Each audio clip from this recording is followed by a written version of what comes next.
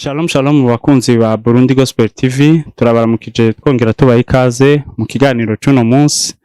Uno munsi tukaba twageze umwungere, umukozi w'Imana, benshi baramuzi, benshi bamubona kuri Burundi Gospel TV mu bikorwa by'Imana bitandukanye. Uno munsi rero tukaba twamugendeye muhiri wiwe, aho tugomba kuyaga umuhamagaro wo gukorera Imana.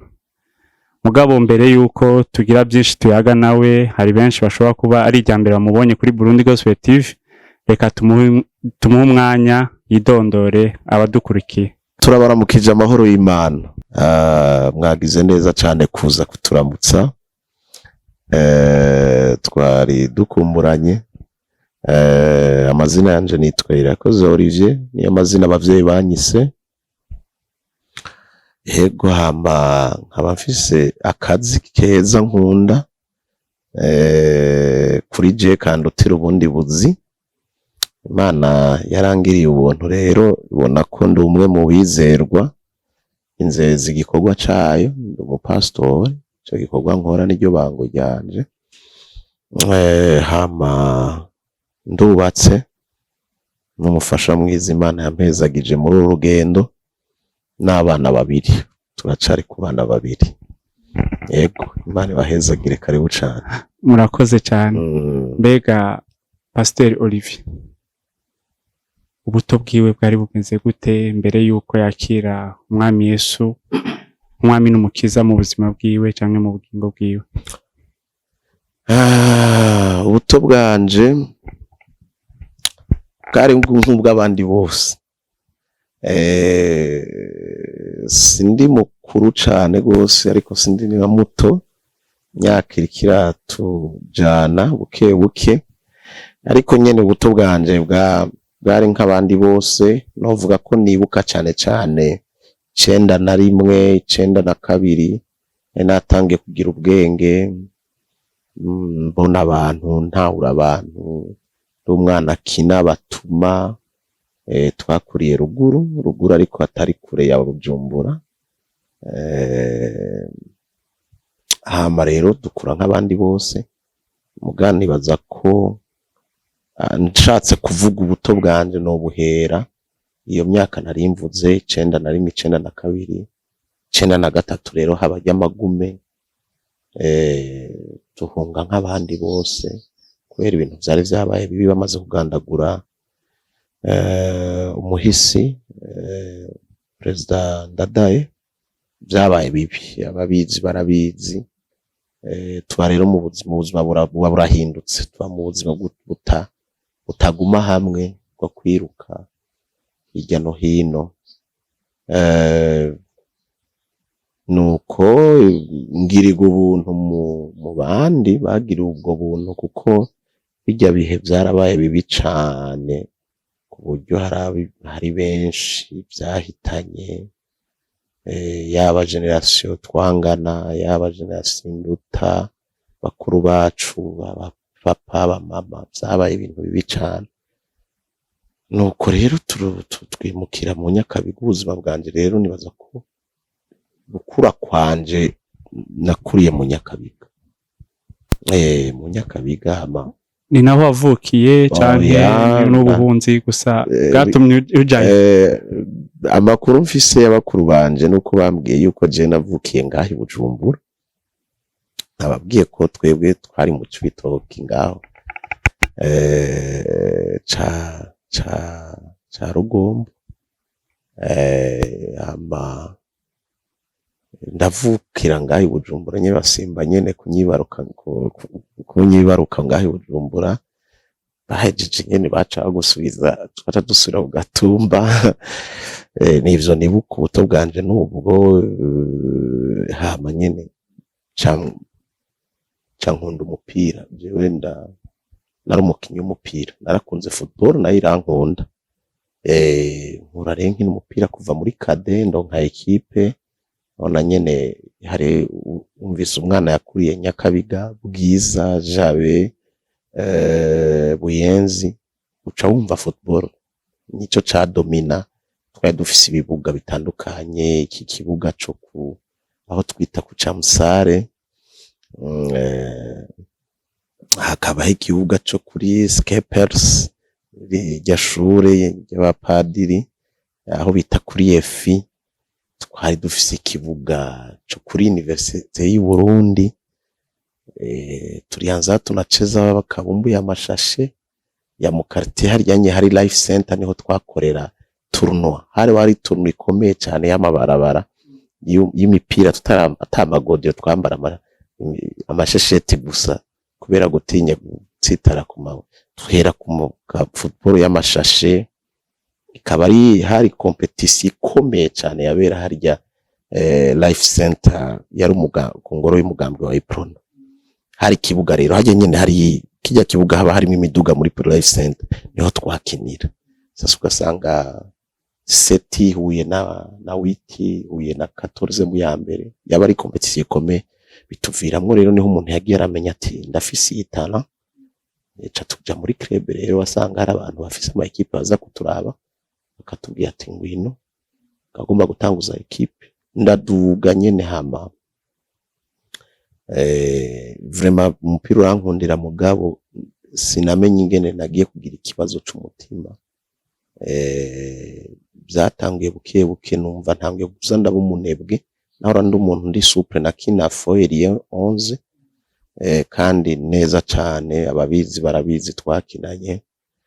Hama numva ntangiye kuza ndatakaza souffle.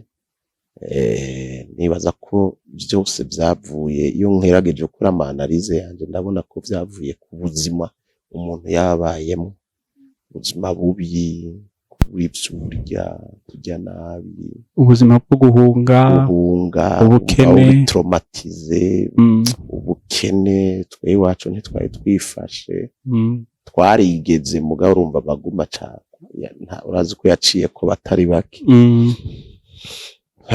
Rero urumva nuko mu nyuma rero maze kumva ndahagarika nyene biskema batabyiteze, mugabo acambwira president yuko numva ashaka gukoca, kuko jewe namye ndi umuntu nkunda gutanga impanuro, nubwo naho ndi umukinyi naba ndiko ndatabara iriginya habari kubisa ingumu, ndiko ndabangurukanya kugeza n'uyu munsi. Iyo hagize abantu bashwana mwibarabara jemba nahagaze, sofu gusa mbonye amaraso niho ntinya cambandanya, ariko kenshi ndakunda kubangurukanya. Naravyamanyirira ico kintu co kumva ko nkeneye kubona abantu bari mu mahoro. Nibaza ko ni vya bindi umuhamagaro utangurira kure, rya jambo Imana yabwira Yeremiya ati nakumenye ukiri urusoro mu nda ya mama wawe. Rero namye je ndi umuntu rero nkunda abantu ko babana amahoro muryoherwe. Buke tuja muri ivyo ca ntangura entraîneur rero, mugabo rero ca ndabukora nza ngenda kwiga hajya kuri federation inyuma ya stade. Haba hari abigisha barungitswe na FIFA baza kutugirisha, n'ubu baracaza ndavyibaza, kuko ni kwisi yose ahantu hari federation hari ibintu vy'umupira haba hari abigisha baza kumenyereza abarbitre, kumenyereza aba entraîneur mu makategori zitandukanye. Ndiga rero ndaronka certificat, birapasa, ndakoca equipe yacu yari hasi cyane, vraiment Imana iramfasha ndayiduza, tuca turaduga, tuva mu cicaro kimwe tugenda mu kindi. Hama rero mu nyuma umutima rero uramzuka neza, cyangwa ari umutima aho umutima rero nibaza ko uyu munsi twahakatiraho, kubera ndahagiye urashobora kwisanga ivyo wari wateguye bintu na kimumbajije, kuko ni long story, ariko naho umuhamagaro wahereye. Narwaye umwaka wose, abaganga barananirwa, hama Yesu arankiza. Kandi ico gihe je nari umuyisilamu, nagwaye ndi umuyisilamu. Ubuzima nasanze iyo tuvuga ngo umuntu afise ubuzima, ni jambo twese dushobora gukoresha, kubera umuntu atambuka, ahema, ashobora gukora udukorwa n'utundi. Muganga yandakubwire yuko ubuzima bw'inyuma utarakira Yesu si ubuzima, umuntu ntabwo aba ariho, kuko nta ntumbero y'ubuzima bufise. umuntu arashobora kuba afise ubuzima muga adafise ico bita objective, purpose, intumbero. Tukabivuga gusa ati mfise ubuzima muga ubuzima ni ubuzima bufise intumbero iyo uri kuraja. Iyo rero utarakira Yesu uwakuremye umuremye ngo afate ubuzima bwawe ayiyokipe n'ubuzima bwawe aguhe direction, useka ibihome vyinshi. Ico gihe narondera ahantu henshi cyane, nda football, nkagenda mu muziki, ama concours de danse, twaragira ama concours de danse ku ishuri muri secondaire, sanga twiga ama privé kubera ubuzima nyene no kutaronka ubwenge bugutwara ama lycée à l'époque hari hagezweho za Vugizo, hariho Saint Esprit, hariho lycée du Lac Tanganyika. Ayo namwe mu mashure yarakomeye cyane yagenda mu icabwenge. Sinzi uburumva muciye imyaka myinshi ubunye ntiyiga, ariko à l'époque wumvise umwana yagiye kwiga muri lycée du Lac wa office tete, wumvise umwana ngo ari kuri lycée Vugizo, yaba ari umwana w'igitangaza. Twiga za Komibu, tukiga za lycée de l'avenir, za amashuri nkayo. Rero barakora ibintu vy'ama concours de danse. Ivyonye amashuri ya leta ntiyavyemera, muga privé twarakrea ibintu vy'ama concours de danse, ama competition, ama club, tugatamba ibintu birebire. Umva basanga urubwo muri ubwo buzima ukabona ntibipasa. Football urayizi muga ukabona ntayizogutwara. Ico gihe hari hagezweho umukinyi yabaye ngahanye wacu yitwa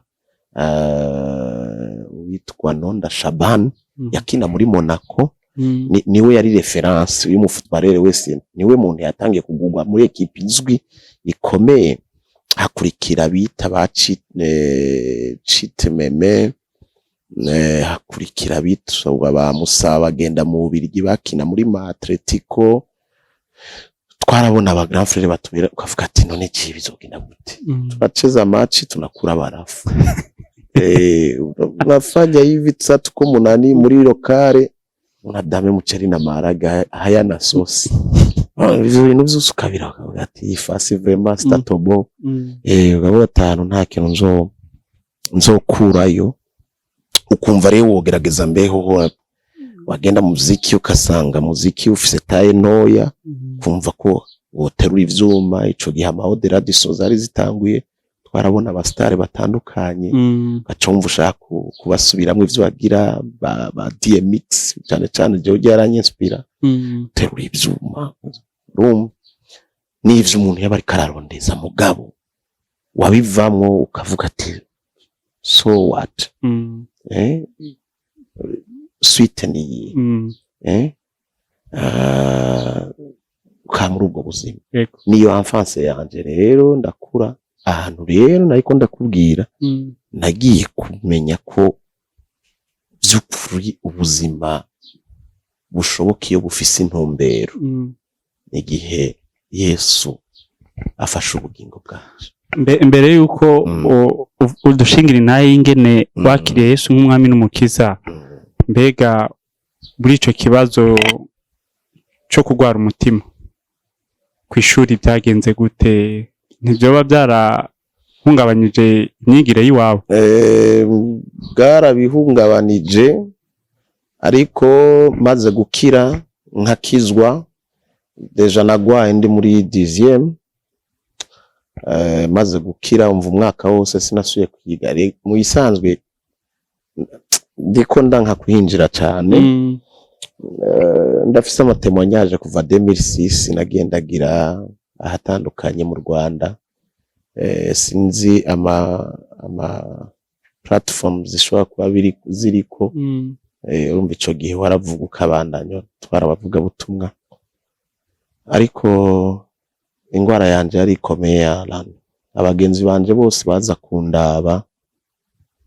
Rimwe nzokora ikiganiro ndi kumwe n'umwe mu bagenzi babakinyi, ko ndafise abagenzi bakijijwe kubera babonye ko nsubiye kuba muzima. Uko rwari urupfu vraiment. Umuntu wese yaraza kanda bakavuga ati bye. Ariko Yesu arazura ubugingo bwanje anyongera imyaka yo kubaho. Aho rero niho nagiye kubona yuko kumbe Kristo afasha ubugingo bwawe araguhindura wese. Ego ubandanyije nyene nkuko agomba kutubarira inta yawe y'agakiza ko mwahuye na Yesu Kristo, urumva yuko harimo iyo parti y'ubugwayi. Ega yagusanze heye bari mu bihe bihe?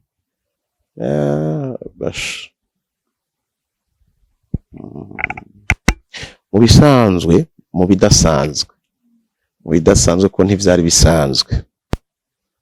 Amaze kunkiza umutima yankirije aho nari njyamye ku gitanda. Birafise amadetayi ntahe ingene nakize, tuzobigaruka ko ndakwemereye igihe nzoba ndipoza ko ni ntahe ndende uzogira amaparti menshi. Inyuma y'imisi 3 nakize, abaganga bampaye resultat yuko ntigeze ngwa. Umva umuganga arinza kubwira ati turaravye umutima wawe ntiwigeze ugwara, turatangaye, turakuzi ko nubu impapuro ndazifise ngwaye n'izindi za resultat narakize. Après 3 jours rero ndi mu marira. Ico gihe narashoboye kwakira Yesu nk'umwami n'umukiza, kandi biciye ku muzungukazi yankurikirana, uwo mwongerezakazi niwe yakurikirana ubuzima bwanje. Nawe ne yasigajwe n'Imana, Imana imuganirije, yari umuanglikani. Namubwira ati ujya n'umukozi wanje je yatani ivyonzi timukurikirane bukebuke. Jewe rero kumenya Kristo vyaciye kuri uwo muzungukazi, nico tumana kubwiye nti birebire bisako mba navyiteguriye kwitanga neza. Ndabona ko Imana ibaho, irankirije nari wo gupfa, ngira umunezero mwinshi, ntangura gusenga. Nkigitangura gusenga na grand frère niwe yambera akarorero ko yaragenda mu matinare, imfura yacu. Na jewe umunsi ukurikira cengena muri matinare gushinga Imana, fise umururumba, navyuka nka saa 10 nkamanuka kuri Vivante. 3e jour après ya guérison yanje, yasanze twiyumva ahantu twaba haba hari ahantu je n'abana naho babika amasafuriya, ibikoresho. Mugaba jene twadufise aga system ukacurondera ikintu c'ikirido, uba wararondeye kinini ugasepara kugira ntibaze barakubona mu cumba ciwawe cyabari cumva. Urumva ubwo buzima abavyumva baravyumva. Byabwa ari ubuzima nyene budafashe bwo kwigwanaho. Nari njyamye ku kamatera kanje hasi. Ico gihe petit frère wanje yari yamaze kugenda hanze, sigaye jeje nyene ko nagwaye. Hari abo tuvukana bagiye, dusigaranye n'abandi. Njyamye nko mu saa 10 z'ijoro, haza umuntu w'umugabo arankubita urushi kwitako, ambwira ngo vyuka. Ibi ntabwo ari indoto, nk'ikicikangura gutya. Ngiye kumuraba, murumva muri bya bitirotiro, mbona yarasutamye mu kunkoma, kwa kuntu umuntu aca bugufa kunama akubita urushi kuguru. Tivyuka ko naryama ku kamatera gatoyi hasi.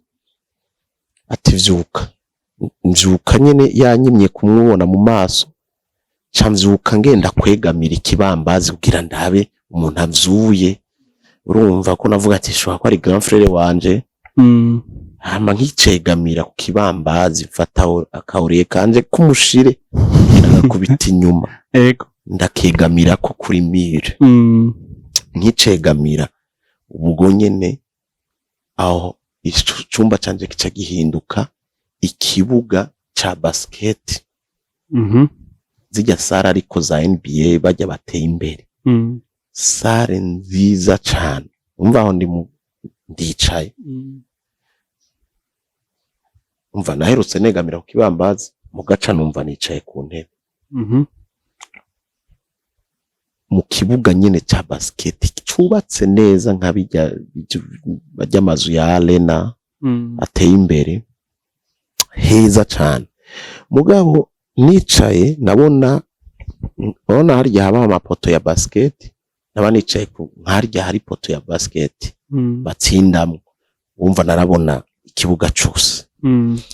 Hirya imbere gatoya nka 500 metres 500 gutyo hari ikintu cera ntabona neza. Uyu mugabo campagarara inyuma carambwira ngo Olivier, ahamagara mu izina ndamwita sa, ntashobora kubuja, sinashobora kumuraba, umva hari ukuntu nari meze nk'igistate muga gifise ubuzima, ntashobora guhindukira ko naguma numva ashaka kugwana, ishaka ryo kuraba umuntu ariko aramvugisha, arambwira ngo kiriya kintu ni giki. Ndamubwira nti kiri kure sindakibona neza. Hamaca arambwira ngo acara kizuminga, kiza nka zoom nk'umuntu ta muntu agikozeko, uko kiza bukebuke kiza bukebuke, uko kinyegeye niho nagiye kubona ko ari sandugu yera, tout blanc, za sandugu ziba zera. Hama ndamubwira nti yo ati ni sandugu. Acarambwira ati witegereje neza. Ndamubwira nti ego. Acara yihindukiza ikija muri position ku buryo nshobora kubona umuntu ayiryamyemo. Ayihindukije uko yari hafi yanje nka inyuma gato yaho wicaye. Ayihindukije ndavye gutya mbona ni je njyamyemo mfise ipampa mu zuru no mu matwi, umva napfuye. Candakoma induru, candavuga ngo yo ni Olivier yapfuye. Umva ndiko ndivuga ni Olivier yapfuye. Aca mfata ngaha ku rutugu uwo mugabo, aca aratwenga, aca kuri uko kuboko yamfatishije ku rutugu, aca aragutunga gutya, aca kuzana ngaha imbere yanje. Kwari ukuboko kwarabona ko ari kiganza, mugabo aca aragufuka twa tuntu wamubona iyo badashaka kwerekana visage y'umuntu, bamufukisha utuntu gutya kugira nitwo yari afise mu kiganza nakibona, tunga urutoki gutya. Aravuga ngo uramubona urya Olivier aryamye harya? Ati ni Olivier yaramaze igihe ari ku gitanda aryamye. Ati yamaze gupfa. Ati mu mwanya baraza kumutora baje kumuhamba. Aca hindukiza ukuboko gutya akurabisha kuri jewe, aca arambwira ngo uwo Olivier nawe turi kumwe ngaha nuwo nongeye imyaka yanje kugira ngo ankorere. Aca aradisparaître. Amen, amen. Cyane isanga ni muri kakazu kanje, ndi ku gitanda kujya nagiye kwegamira, umva ndavuye mwiyerekwa, ndabwiwe aya majambo sinzi ikintu na kimwe. Ale mvayo mfise ubwoba, amem tabufatanye no kuremuruka, numva ndemurutse, numva ndi umuntu mushasha, numva umenga, umva ndagapapuro, mugabo n'ubwoba bwinshi, umutima uri kuratera cyane. Ndiko ndibaza ibintu, Olivier yapfuye, umva umucanganyiko, Olivier yapfuye, uyu nawe nuwo nongeye imyaka yanje kugira ngo ankorere. Nta kintu na kimwe nari nzi yarana, na kimwe muri vya mbwiye. Mugakenge kaca karambwiye ati ja muri douche ugende muri matinale. Muga iyo matinale igira gatatu nari ngiyemo, yari itandukanye na zibiri maze kugendamo.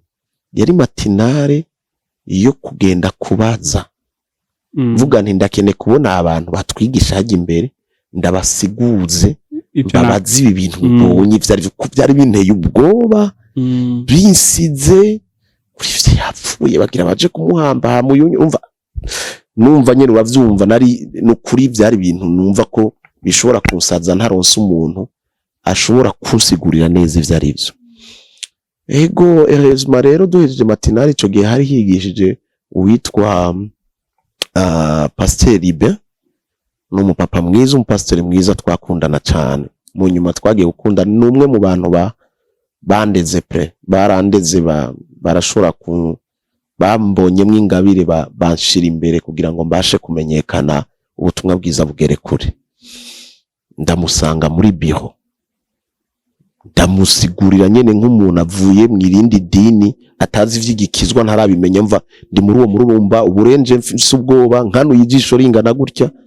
Ndamubwira nti ati urumva mvuga nk'uri kararapa, arambwiye ati terero ya gato dusenge. Yari yabonye ko ndahahamutse, ashira kwibiganza arasenga, aca arambwira ati witwane, ndamubwira amazina, arambwira ati Olivier tekereza je nicaye ngaha kugira ndakumvirize, umbwire buke buke kugira ngo ntahure ico ugomba kumbwira icarico. Ndamubwira kwanza nonza kumucisha gato, je nari maze igihe ngwaye umutima, Imana yarankijije, ndabishimira Imana, nkamucangarira ati nari n'umuyisilamu, nta bintu birebire ndamenya, ariko ndazi ko Yesu ari we yankijije, ico cyo ndakizi. Ndamubwira, arambwira ati gwegenda bukiye kumbwire je ndazaho gutahura. Hama ndamubwira nti urumva rero ati ikintu rero gikomeye cyane ubwoba, ati haje umugabo muri chambre yanje njyamye, arankoma ameze nk'usutamye ku maguru gutya, ankubita kurushi kugitako, urushi kwitako, arankoma. Hama mbwira ngo vyuka. Ndavyuka ngiye kwegamira ikibambazi canje shizakaoreye kigikanje njyamako. Ubwo nyine aho hantu ndi nca mbona hahindutse ikibuga ca basket. Umva ndamusigura bijya byose navuze, ndamubwira amajambo yambwiye, ndamubwira ingene nibonye mu isanduku, ndamubwira ayo majambo se nkigi nagiye kuyaheza Alan. Pastor ari kararira, ndavuga nti ibintu mvuze ubu nkoze bara, ndijije umupasiteri. Je sinenda bizi ko umupasiteri ashobora kurira, umuntu w'umugabo akuze. Mbona kuyeho mushwara mu munuzenye ararira, je nanje ntangura kurira, ndamubwira ntari ikintu kibi navuze, aturambabarira. Sinzi ko sinovuga ngo nari mbona ari umuntu ahagarara imbere akatwigisha, muga sinonizi ko ari pasiteri, ari mu kibuga nabona ari umuntu Imana yashize imbere. Mva sinari ndabisobanukiwe mu majambo make. Mbonye arize rero hoho ngira ikibazo, ndavuga nti none nibiki mubwiye, ndamubwiye iki gitumye arira. Arangije haje kurira, arambwira ati wewe uri kubona ubuteye ubwoba. Sindabizi ivyo, aho ndiko ndavyumva uko aturi kubuntu buteye ubwoba. Ubuntu excuse, ubuntu c'était la première fois nkubwije ukuri, nari numvise iryo jambo ngo ubuntu buteye ubwoba. Ndamwumviriza, arambwira ati Imana iguhamagaye umuhamagaro ukomeye, ati kindijije, ati nuko mfise umuntu twabanye mu misozi. Uravyumva kuko pastor yari umunyamurenge, bwoko bw'abanyamurenge. Twabanye mu misozi, uko kuntu Imana yaguhamagaye niko nawe yamuhamagaye, kandi yabaye umuntu akomeye, yazanye ikanguro aho twavukiye twebwe na Kongo yose. Ati rero ndarize kumva ari uwundi muntu wa kabiri numvise asangiye témoignage imwe n'uwo wundi yatubereye akarorero mu buryo bukomeye, yahamagaye muri ubwo buryo. Ati Olivier, ati nta bantu bapfa guhamagarwa gutyo, aho umuntu aza akakubwira clairement icurico, ati abandi baragwanisha kagasenga babaza Imana, ati warampamagaye bakabura ijwi, ariko wewe nigitubona kubwiye ko ufise umuhamagaro ukomeye, Imana ikuganije utanabitaho utavyumva. Canamubwira ni none guhamagara niki? Ndamubwira nti ibintu byo guhamagara nibiki? Impamagaye hehe? Impamagaye kwikorera mu biki? Ndayikorera mu biki? Aratwenga amaca arambwira ngo ico nizeye ngo nuko uhava ugenda usubira ubwire wa mugabo, uwo mugabo yakugendeye, ugenda umubwire gutyo gusa ati wa mugabo we, ko yaranse kuncanganya nyumvise ko ari Yesu. Umubwire ati wa mugabo we, ati sinatahuye ivyo ushaka kumpamagaramwo, ati ndashaka umbwire ivyo ari byo. Acanambwira ati azoca bigusobanurira, agusigurire neza, agusigurire abikubwire nkumenga ari siri ko umugabo nagenda kumuvugisha atakwishura. Navuye ngaho niruka, yaransengeye kandi aheje gusenga numva ndamukunze ukuntu anyakiriye neza. Mugabo numva ndi interesse no gushaka, numva ashaka gusubira kugenda kubaza ujya mugabo cange nasubira mu cumba ahandi nyene nguma ndamubwira sinenzi gusenga. Naramubwira nti wa mugabo, ati wa mugabo twahura mu gatondo yambwiye ngo nze kukubaza. Umva namubwira abagabo babiri hari umugabo yabwiye Dasenge ambwira yuko ninakubaza ngo usigure ingene ivyo vy'umuhamagara ivyo ari vyo ico umpamagariye uhavuza nabitanguye kuva saa 3 ndiko ndabivuga saa 6 baramamagara gufungura ndababwira ko nashaka gufungura barambaza ati ni sawa numva ndi kwidiri rivuga ngo umugabo anyishu numva ari byo bintu nshaka numva nuvuga nti ibi bintu birakomesha kumenya kuko narumva ko urabona Imana irafise ukuntu ikuganiza ikintu kikagira ubunini buteye ubwoba muri wewe bunini iyo ari ikintu rero papa keneye ahagazeho cyane nikikuvamo kirahindura ibyiyumvire yawe kigahindura ukuntu ari kuriyumvira yahindura ubuzima bwawe bwose donc narumva ko ari ikintu nkenereye umuco ukwiye uko narumva ko ari ikintu gikomeye kiremereye ndagifata nije ngize kuremerwa n'ingene yanganirije ngize kuremerwa n'ivyo pasteur aheje kumbwira nawe so ndavuga sinava muhira uwo munsi ntiyanyishura ndaja kuryama hagira amasandaro nkagatiro mwijoro ndacisha ko ndarya bukebuke ko nari mva shonje umva nari namaze n'imyaka myinshi umwaka wose ntafungura ndarya dukeya nari nkimenyereza estoma gufungura mugafise inkomezi naguma ndamubwira umwanya wose ati ndacarindiriye ndashaka kuza kumbwira ngeze ntwagwa n'agatiro agatiro karantwara nka minuit tugiye 1h du matin karantwara kangeza ndiratekeza ko yari nka saa 8 wa mugabo agaruka kwa kundi nyene umva na bivuyemo arankoma kwa kundi nyene nsubira kwicara cette fois nicaye ntihaza tere ya basket haza shane ninde yasa ko abigitso kurikira ikiganiro ari bazobitahura ashobora bamaze kuyibona uramaze kubona iyo bari kubarerekana mwijuru kirere cyo mwijuru kirimwo utuntu tumeze nk'utuntu tutara duto twaka yego haguma hakayanganya hara ukabona igicu cashize kurere ya bleu hariho utuntu twaka yego cyangwa twatuntu usanga babwira twa decor mu mabiro ugasanga nakantu kiviringo indani gafise amazi harimo utuntu twaka yego urabibona yego nisanze rero aho hantu nicaye hari utwo tuntu meze uku ntarabona ikintu mfise mu maboko urumva aranganiza ambwira ngo ufise iki mu maboko niho rero nagiye kuromarka ngiye kuraba cyasanga mfise umubumbe w'isi munini ungana gutya wa bleu umubumbe w'isi ucafye ko kujya nyene ucafye ku isi yose arambwira ngo ushaka kumenya ico uzokora arambwira ngo ndaguhaye isi mu maboko yawe atariko wumvirize neza abo mugari karambwira ati yo si ndaguhaye si wewe uzoza urayigaburira wenda yiguhaye mugabo ntuzoza urayigaburira hageze umwanya wo gufungura uzoza uraza iwanje gutora imfungurwa uzizane uyigaburire umva ijambo yambwiye ati nguhaye isi ndayishize mu maboko yawe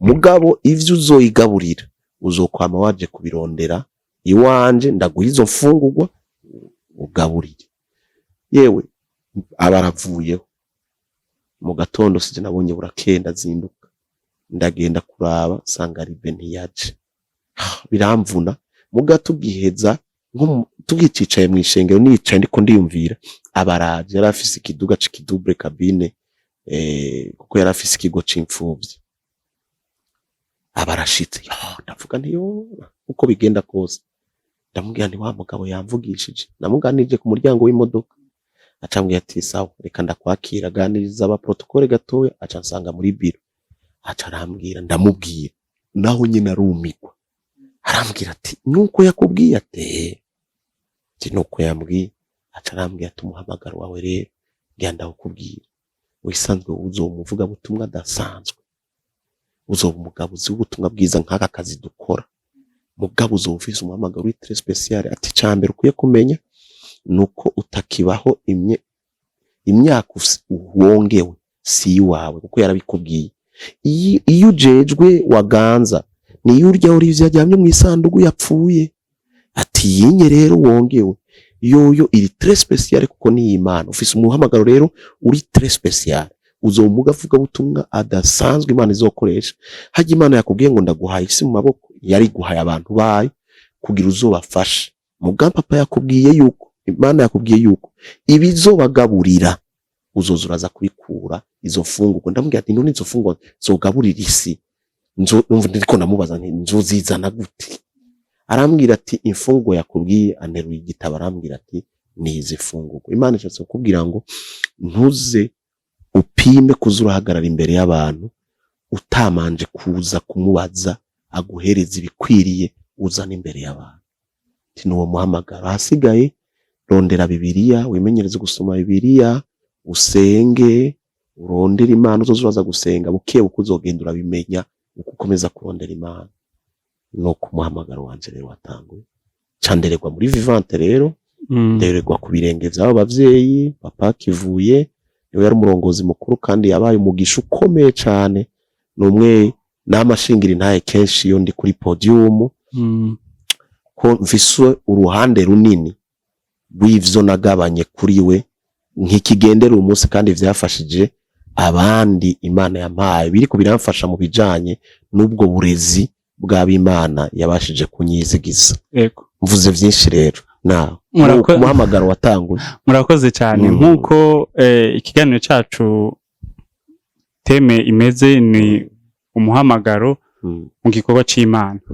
Mbega umuntu amenya umuhamagaro wiwe gute? Urumva ko n'intahe yawe ifatanye n'umuhamagaro. Mbega mu bisanzwe kuri ko aradukurikirana, umuntu amenya umuhamagaro wiwe gute? Mbega umuhamagaro niki? Umuhamagaro kugira umuntu awumenye. Yego, umbajije ikibazo kinini. Reka tuvuge kuri kijanye n'abakozi b'Imana. Twebwe mu muhamagaro w'abungeri. Voilà, kuko Imana ihamagara kwishi. Je nahamagaye kumwungere, arabandi usanga Imana yarahamagaye gukora ibindi bikorwa, bahagarara ibintu by'uburyo. Ihamagara gutandukanya, ariko abo bose tukuzuzanya. Ariko reka duhagarare cyane cyane kuri domaine yiwanje. Jewe ngerageje kuvuga ku kintu cyo kumenya kw'Imana vy'ukuri yaguhamagaye. Ndaza kukivuga mu buryo bubiri canke butatu. Inzira cyane cyane numva ashaka kuvuga ku kintu kijanye n'inzira zikumenyesha yuko wahamagawe. Nka jewe Imana ntiyandindirije ngo manze kuregwa. Imana irashobora kuguhamagara utaratangura kuregwa, ariho ugikizwa ukagirirwa ubwo buntu. Imana ikakubwira yuko yagutoranije ikintu kanaka. Cankwe Imana irashobora kuguhamagara waratanguye urugendo rw'agakiza, urumazemo imyaka 5, 10, hama mu nyuma kari ikubwiriramwe ati burya we nagutoranije iki gikorwa. Kubera ari Imana rero ikora uko ishatse bivanye na gahunda cyangwa programme yayo. So atirahitamo kukubwira ko yaguhamagaye ugitangura urugendo, cyangwa ikakubwira urugendo urumazemo igihe kinini, akaba ari ikubwira. Mugabo yabo wonye yabwiwe ku ntango, hakaba n'uyo yabwiwe amaze 10 kenza mu rugendo mugakiza. Abo bose malgré yuko amaze 10 mugakiza, uyu yarakeneye umurezi, kuko nta muhamagaro ataburere. N'uyu unyo ku ntango, iyi Imana irangije kukubwira ngo ndaguhamagara iki kintu, iba yanateguye n'umuvyeyi yategezwa kucarera ico kintu aguhamagariye, akagikutoza, akagutoza indero yaco, inyifato, ingendo. Ntavuze vyinshi.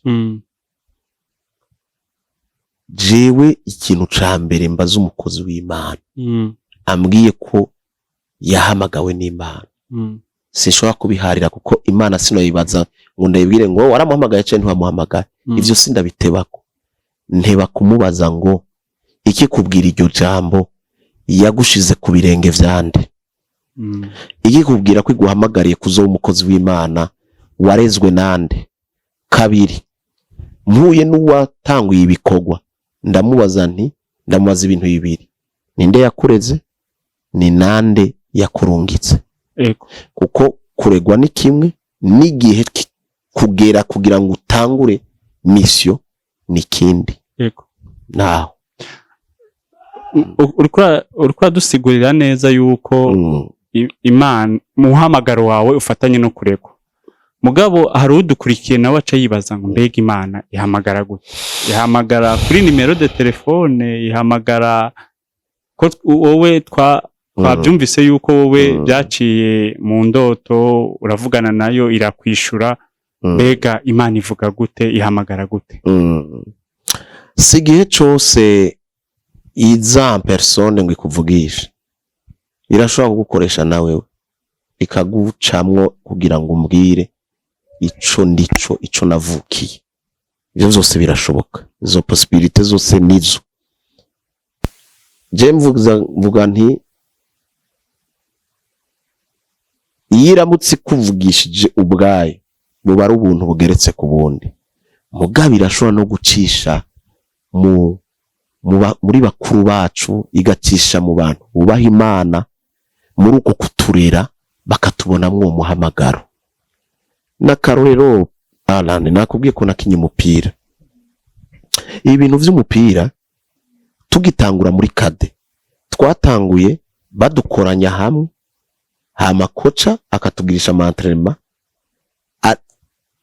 y'ikivunga tugakina ahantu hose ko tutari tuzi ibintu bijanye n'amaposte urumva akarorero ngomba gutanga tukiruka hirya no hino mugabo entraîneur umucoach niwe yitegereza gutya akavuga ati ndavye umupeti ngene atanga umupira ndavye ukuntu yonye adefanda ndavye ukuntu kenshi akunda gusubira inyuma ndavye ukuntu yonyasatira aje imbere uyu reka ndamutoze mu vy'ubwataka uyu reka ndamutoze abo mu mediateur mu meneur doje uyu reka ndamutoze akunda kudefanda no mu défenseur donc l'entraîneur niwe amenya umukinyi wese poste azojako akatangura rero kugutoza sero na poste so ni kuvuga ngo no muri ibi vy'agakiza genda umupastori ndafise abana harya nitegereje baje bitari no mu mutwe wabo ariko nkaraba intego nkaraba ingene igihe cyose akunda kuvuga baba bari mu masengesho akaba yasavye ijambo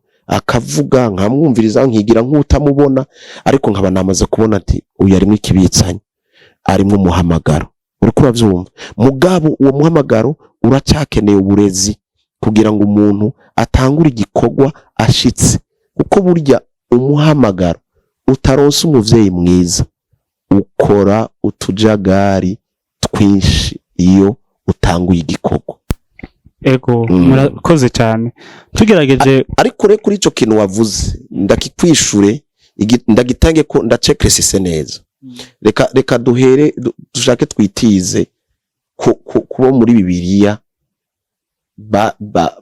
bagiye barakora barezwe bagakora umuhamagaro sinzi hariho ba Elisa bari bafise abavyeyi babareze ba Yosuwa bariho ba Samweli wewe wombwira rero muri abo uwono kubwira kugira ngo ndabitangire ku muco abantu bumve yuko guhamagagwa ni kimwe ariko hatabonetse uburezi umuhamagaro wawe ukora amayerere akomeye cyane kuko mu bakozi b'Imana benshi ariko aragira amayerere ni kibazo cingene bahagurutse ego nkuko nari nkubajije kubijanye no kumenya kumva ijwi ry'Imana dusomye muri Samweli wa mbere igice cya 3 umurongo w'8 gushika ku murongo w'10 ngo nuko uhoraho yongera guhamagara Samweli ubugira 3 arabyuka ajaho Eli ari ati ndaje nditavye maze Eli acamenya ko uhoraho ahamagaye uwo mwana niko kubarira Samweli ati genda subira kuryama maze niyongera kuguhamagara uheze umwitabe, atuhoraho nuvuge kuko umusabyi wawe nteze amatwi.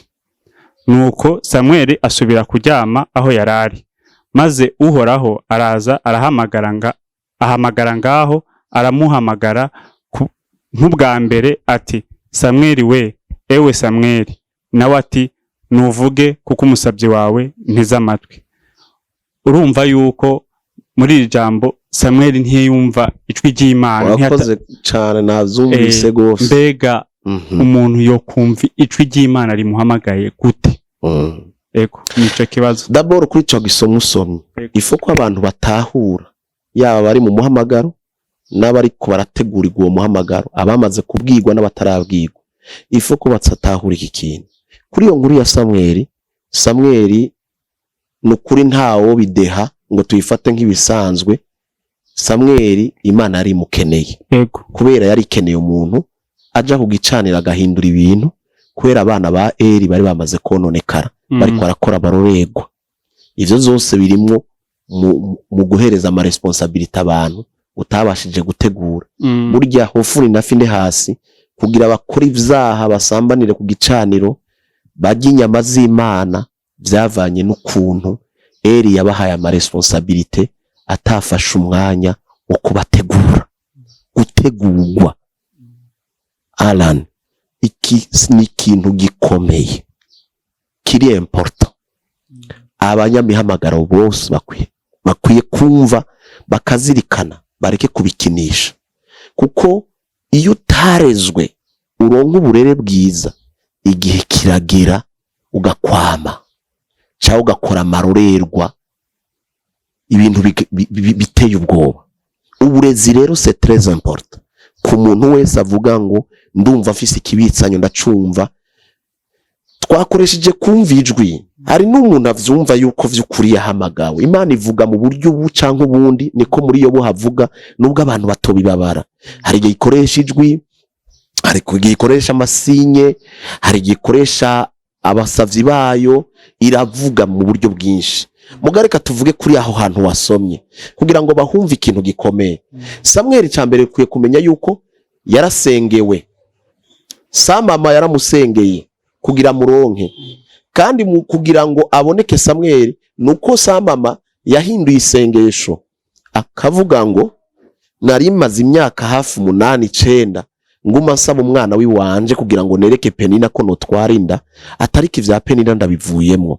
Uyu mwanya rero tugire kontraje nawe, tufanye mapatano, utakapo nipatia mtoto nitamukupatia nawe. Urumva ko hari ikintu gikomeye cyane, ni wa Imana, ni sezerano. Imana rero gituma itatevye kuca imuha ubwo nyene yacimwishura, nuko ni Imana ubwaye.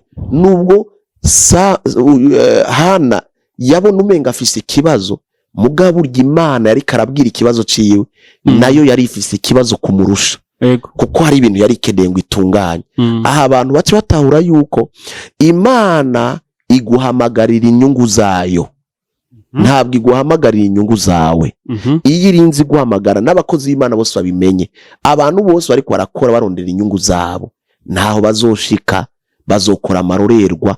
Nico gituma n'abakristo bakwiye kuzura mpwemu yera kugira babashwe kurongorwa na mpwemu yera, bamenye aho bakwiye kurererwa naho badakwiye kurererwa. Imana iguhamagaye c'est pour intérêt yayo, apana intérêt yiwawe, kuko mu murima ni munini, turafisemwo abantu kozi b'Imana bibisambo, turafisemwo abakozi b'Imana batwinyegejemwo, mugabo badafise inyungu z'Imana, bafise inyungu zinda zabo. Ico rero nakaga gakomeye kuregwa n'umuntu nk'uyu. Nibo bo babona badutukisha, bakora amarorerwa, uzawumva ngo bagoze ibi, usanga ariko arakora ibintu vy'ubuhanuzi butagira umutwe n'amaguru, babesha abantu, babaya usanga basigaye bakora n'ibyaha by'ubusambanyi, ugasanga barasambanya abakristo babo, ibintu umva bahuriranye mugasaba abakristo bose. Abakristo si bose babanyantege nke, bahuriranye n'abanyantege nke bagenzi babo bagifise irari batarabohoka, mugabo abandi bagakoresha imiti kuvuga ngo abo bantu barihamagaye. Uri kuravyumva kuko hari uburyo butatu bwo guhamagagwa. Hari uguhamagagwa n'Imana, hari uburyo bwa kabiri, hari uguhamagagwa n'abantu. Abantu bagacara bakavuga ati Pastor tukuravye uri aloka urazi kuvuga uzi kuyexprima tushaka uduserukire tuyobora ishengero abantu ni baguhamagaye hakabaho rero no kwihamagara kuvuga ate bana kankini delivery majewe ndabona ivya commerce birangoye reka nibere pastor umva ko ari abantu bahamagaye mu buryo butatu bose bambara amakoti nkanje twambara amakoti none wo mumenya gute utuzuye mwe muyera utarongoye namwe muyera wo menya gute uwavre no utari uwavre ngarukire kuri Samuel abantu bahumva ikintu gikomeye ngomba kuhavuga Samuel yari yasengewe niho naringeze aza kubw'intumbero kandi Hana aca mu mwizigirwa kuko yari yabwiye Imana ngo kamumpa nzomwosa acuke gusa acutse nzoca ndamuzana yamuzanye mu nzu yiwe muga muri iyo nzu yari vide iyo nzu nta muntu yari ayifise umuntu ayitwaye yamutwaye mu rushengero rwayo ishiro rwari ruyobowe n'umutama yitwa Eli umukozi w'Imana yahamagawe n'Imana mugabo yarageze mu zabukuru ahasigaye abona ivyijiji atagifise ingome zo kuyikorera mugabo Imana ikimufise muri biro Samuel bacamuzana ku birenge vya Eli Bibiri ivuga ngo ashitse ku birenge vya Eli yaciyumba umwana wa Eli kugira ngo amukorere Eli aramutegura rero hageze igihe ishaka rero kumushira ku gicaniro ahantu rero niho hakomeye ni naho uhejeje gusoma abantu badakunda gusobanukirwa ariko mu buntu bwayo nuri karangurikira cyane uzokurika ikiganiro ahantu ahumve mu buryo bukomeye cyane ahumve mu buryo bukomeye abantu ntibaramenya igituma Imana yazigahamagara Samuel mu cumba cayo ivyumba byari bitandukanye umuherezi mukuru Eli yarafise aharyama kandi Samuel yarahazi kuko yari umusuku wiwe yari umwana munza amufasha udukogo n'utundi amutegura bavugana na Samuel yarafise ikindi cumba ciwiwe Imana ije ntabwo yaciye kuri Eli ngo aze kubwira Samuel ko hageze ko umuhamagaro wiwe utangura imuhamagaye yaciye kuri concerne kwa nyenevyo iganiriza Samuel akaca yiruka yumvise ijwi ry'Imana Samuel yitaba ngo sa akitaba sa yiruka kuraba Eli abantu rero baribaza Eli yamushikiye akamubwira ati papa uramamagaye Eli akamubwira toya ntabwo je ndaguhamagaye amakaca amubwira ati subira kuryama ntaco wihenze ntabwo naguhamagaye Samuel agasubirayo yasubira mu gitanda Imana ntisubire kuvuga igakurikiza umunsi ugira kabiri igasubira igahamagara ko yamuhamagaye gatatu mu minsi itandukanye uri kuravyumva yamuhamagaye gatatu muri iryo joro oya si iryo joro oya yaramureka karyama kavyuka umunsi ukacaho igasubira ikagaruka uri kuravyumva Samuel ubwo nyine akava ngaha akiruka abantu rero bakwiye kwibaza Samuel kujya kwiruka agenda kwitaba iryo jwi Eli wibaza ko yari karigirisha oya namba Imana niyo yari kiramuhamagara twese twavyumvise Imana iramuhamagara ubwira gatatu uravyumva ni kuvuga ngo ni Imana yamuhamagara akitaba nde Eli akamubwira ngo sije nagwamagaye ubwira gatatu aramubwira ati iyi rero niyo ngira ce ngarukako kugira abantu bayisobanukirwe yego Alan igihe cose Imana igomba kuguhamagara hageze ko ushigwa mu mabango y'Imana guhamagariye ubwigwe ivyo ugiye kugenderamwo iguhamagarira mu ijwi ry'uwakuretse akantu abantu bakumve Samuel ntiyari umusazi kugenda kwitaba Eli ni kuvuga ngo Imana ihamagara Samuel yamuhamagaye mu ijwi rya Eli umuvyeyi wiwe wo mu mpemu uri karamurera aka kantu n'akantu gakomeye abantu bakwiye kumenya igihe cose Imana iguhamagaye ikurabira mu ijwi iguhamagarira mu ijwi ry'umuvyeyi yakureze Samuel kugenda kwitaba Eli ntiyari yavangiwe nuko ijwi ry'Imana ritaje mwijwi ryayo, ryaje mwijwi ry'umuvyeyi yarareze ntuzenya Samweli. Nico gituma ubugira gatatu akenge karagarutse Kaeli aravuga ati nibyo ni Imana iriko iramuhamagara, ariko iramuhamagara mwijwi ryanje. Ndashaka witegereze ingene Imana Samweli yumva ijwi riri audible rya Eli ariko ari Imana imuhamagaye. Ni kuvuga ngo Imana irarespekta umuvyeyi yakureze, kuko ibikeneye yuko none wibaza yuko cishemo gatoya ahantu wibaza ko Imana yari inaniwe ko yari iheje guhana Mose imubwira ati raba iki gihugu nuzocinjira yatingira ndakwice. Yari inaniwe kumubwira ati gendera ko rero habe ibindi sigaye ndabitunganya. Yari inaniwe gutunganya ibintu ko yari yamaze kubona ko Yosuwa yo bandanye igikorwa. Muga yamanje kumubwira ati ava yukugenda manzi uhamagare Yosuwa agusange mwihema ry'ibonaniro, ndaza hari cyo ngomba kubaganiriza. Bageze mwihema ry'ibonaniro, Imana yabwiye Samweli gute? Yamubwiye ati fata chukua sehemu ya roho yako. No, yabwiye lo profeti umukozi w'Imana ntuzenya Samweli na Prito Mose. Iramubwira ati fata ku mpemu yawe umuhereze Yosuwa. Wibaza ko Imana yashaka iki? Deja iramukuye muri course Mose. Mugabo hageze igihe cyo guhabwa amabango, imubwira ati chukua sehemu ya roho yako, fata kuri iyo spirit yawe abari yuhereza ko Yosuwa. Urazi yarivuze ati we turahejeje, mugakwera ntari Imana y'umuvurungano, ndi Imana y'urutonde. Singene ko Yosuwa azoza acazana uwundi mu bindi mushasha, azana uwundi mukuza mushasha. Nshaka komereza aho wagarukirije, agendere mu mpemu yawe. Ivyo vyose ni ibintu bikwereka combien de fois Imana irespecta umuvyeyi w'imwemu. Hama rero umuvyeyi w'imwemu, iki kintu ifu ko abanyamuhamagaro bavyumva, ni wamenya ko vyukura ari Imana iguhamagaye. Kuko Eli niwe yaciye abwira Samweli ati tisubirayo, agasubira guhamagara. Uvuge uku nuku. Wewe nk'ahantu wahasomye navyumvise ko ubirimwo wabisomye, kandi ndazi kukunda igitabo ca Bibiliya cyane.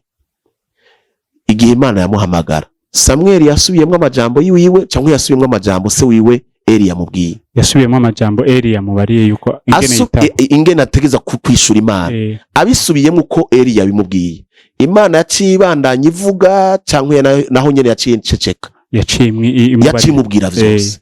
Mugabe igihe cyose atari bwamenye kumenya kwitaba, kumenya ko Imana ari imuhamagaye. Imana yaraheza igihe yaramubwiye ngo subira kuryama, yarasubira kuryama, Imana igaceceka, igasubira kumuhamagara bukeye bushasha. Icyo cyose kikwereke ngo ntushobora kwiyadukiza uvuge ngo jengo Imana yarampamagaye, ngo sinkeneye uburezi, ngo Saint Esprit ngo niwe yandeze, ngo urumva ngo mpemuyera ngo niwe yanyoboye. Umukozi w'Imana wese ubaza atagira umuvyeyi yamureze.